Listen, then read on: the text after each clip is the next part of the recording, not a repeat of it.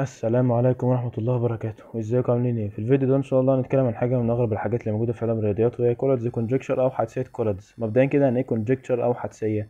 حدسية دي طبعا افتراض او تخمين العالم بيضعه لما بيلاقي ان في حاجة بتتكرر بشكل ثابت ومنتظم ودايما بتبقى صح، بس في نفس الوقت هو مش قادر يعرف هل هي دايما صح ولا مش دايما صح. يعني هو من الاخر مش بيبقى قادر يثبت ده رياضيا، مش قادر يثبت انها دايما هتكون صح. هو اصلا مش بيبقى عارف دايما دي هتكون صح ولا لا. فباختصار يعني هو ده تعريف الحدسية يعني بشكل عام يعني. طب هي بتنص على ايه الحدسية دي؟ The Collatz conjecture states that for any positive integer n، يعني لأي رقم صحيح موجب applying the following function recursively بشكل متتالي. هفسرها لكم دلوقتي يعني الدالة دي. will eventually reach 1، دايما هنوصل لرقم 1، رقم واحد يعني. طبعا احنا بنطبقها بشكل متتابع، يعني بشكل ايه متتالي. احنا مثلا يعني مثلا معانا رقم 6 ده طبعا ايفن، طبعا لو هو رقم ايفن هنقسم على 2. لو هو اود او فردي هنضرب في 3 زائد 1. احنا مش هنعمل مرة واحدة ونقسم على 3، لا احنا بنفضل في عملية متتالية وفي الاخر نوصل لرقم واحد.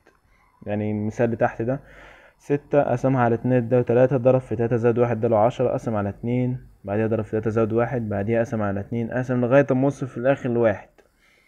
هما طبعا جربوا الارقام دي على ملايين وعشرات الملايين الارقام، وحتى الان يعني هي ما اتكسرتش، مفيش رقم طلع اثبت ان الحادثه دي غلط.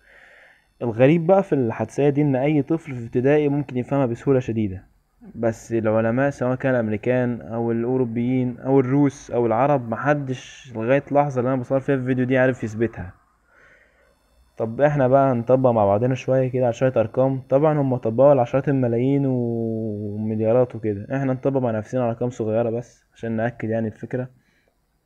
على رقم 5 مثلا، ده طبعا رقم فردي، هنضرب في 3 زائد 1 دي 16، نقسم 8 4 2 1. ده كده بالنسبة لأول رقم. مثلا نيجي نطبق على 7 مثلا، نضرب في 3 زائد 1 هيدينا 22، نقسم على 2 هيدينا 11، نضرب في 3 ونزود 1 هيدينا 34، نقسم على 2 هيدينا 17، هنضرب في 3 ونزود 1 هيدينا 52، هنقسم على 2 هيدينا 26، هنقسم على 2 هيدينا 13، نضرب في 3 ونزود 1 هيبقى 40، هنقسم يبقى 20، بعديها 10، بعديها 5، نضرب في 3 ونزود 1 هيدينا 16، بعديها 8، وبعديها 4، وفي الآخر هنقسم على 2 هيدينا 2، وفي الآخر هيدينا 1. طب ده بالنسبة ل7. نيجي مثلا يعني نجرب على رقم 10 مثلا. احنا برضه عايزين ارقام سهلة كده. 10، نقسم يدينا 5، نضرب في 3 زائد 1 يدينا 16، يدينا 8، بعديها يدينا 4، بعديها يدينا 2، بعديها يدينا 1. نجرب مثلا على رقم 12 مثلا. 12 نقسم على 2 يدينا 6، هنقسم على 2 هيدينا 3، نضرب في 3 ونزود 1 هيدينا 10، هنقسم على 2 يدينا 5، نضرب في 3 زائد 1 يدينا 16، بعديها يدينا 8، بعديها يدينا 4، بعدها 2، وفي الاخر 1. يعني هو من الاخر كده في اي رقم حتى الان مفيش اي رقم طلع اثبت خطأ يعني او اثبت عدم صحة الحدسية دي. انا عايز برضه اقول لكم شوية معلومات طريفة عنها يعني. مبدئيا كده، هي حدسية كولتز دي تعتبر لعبة اطفال وبقت لغز عالمي، يعني اي طفل ممكن يفهمها بسهولة. ممكن انت مثلا لو عندك طفل مثلا تخليه يقعد مثلا يلعب مع نفسه اللعبة دي، وقول له انا مثلا لو انت لقيت رقم معين مش هيوصلك لواحد، يا عم هديك مليون جنيه. هتلاقي الاطفال كتير قوي يعني ممكن تفضل فعلا في اللعبة دي لو في المدارس فضلوا يعلموها وتنشط دماغهم فعلا. ف... فدي يعني معلومة غريبة يعني، معلومة طريفة عنها. اي طفل يقدر يفهم خطوات كولادز، لكن العمالة ديت العظام مش قادرين يثبتوا نهايتها. اسمها مسألة 3n+1، أحيانا تتسمى مسألة 3x زائد 1 أو مسألة هيلستون، لأن القيم بتطلع وتنزل زي كرات البرد قبل ما توصل لوان. ده حقيقي فعلا، الأرقام تفضل تطلع وتنزل كده زي ما احنا شفنا فوق قبل ما توصل لواحد، يعني مش بتفضل تقل بانتظام أو تزيد بانتظام.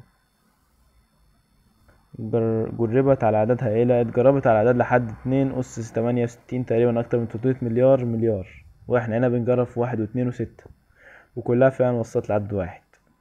اه بقى بالنسبة بقى معلومة عدد 27 دي، عدد 27 المجنون السلسلة بتاعته أطول من المتوقع جدا. احنا هناخد 111 خطوة زي اللي عملناهم فوق عشان يوصل لرقم واحد. مع ان الرقم مش كبير. في ارقام اكتر من 27 تاخد خطوات اقل من كده بكتير، بس دي حاجة غريبة يعني في الرقم ده بالذات. الكمبيوترات مش كفاية، حتى لو جربنا مليارات الاعداد ده عمره ما يساوي برهان رياضي. ده حقيقي فعلا. احنا مثلا هنجرب مثلا على جوجل مثلا، لو واحد وجنبيه 100 صفر، ممكن انا لو جيت جربت على جوجل بلس 5 ممكن القاعدة دي تتكسر، وده حقيقي يعني. طبعا هو مش بعدد الارقام، يعني هو لازم اثبات رياضي يثبت انها صح. ممكن يكون في عدد مخفي يكسر القاعدة محدش لسه لاقيه، ده حقيقي فعلا. بول اردوس اشهر رياضي قال عنها الرياضيات مش ناضجة كفاية عشان تحلها. يلا شوية بقى الفلسفة بتاعت الرياضيات. تشبه الفوضى كيوس، احيانا السلسلة تقصر وتوصل بسرعة لواحد، ده حقيقي فعلا شفناها فوق برضه. احيانا بتاخد مئات الخطوات وتطلع لفوق قبل ما تنزل.